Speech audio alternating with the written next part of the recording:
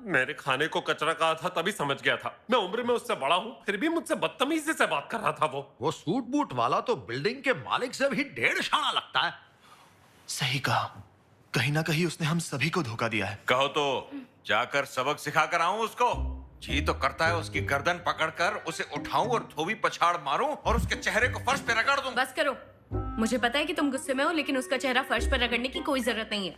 रहने दो, कहीं ऐसा ना हो कि वही तुम्हें धोबी पछाड़ दे दे। अरे हर कोई आकर हम जैसा कोई क्यों लूटता है?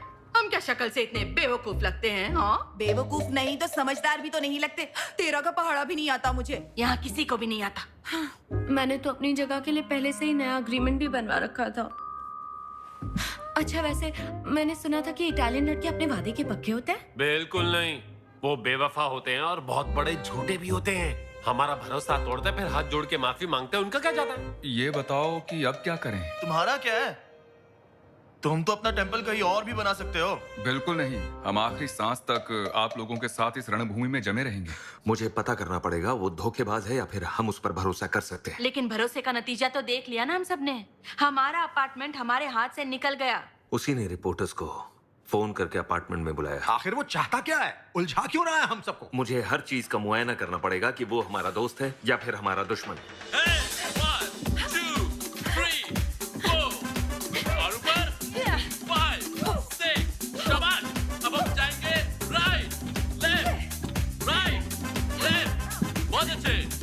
वेरी गुड, 5, 6 और अब कमर घुमाओ।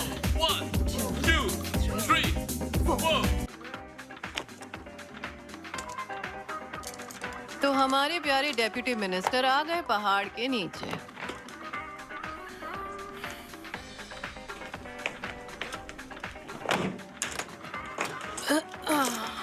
देखें तो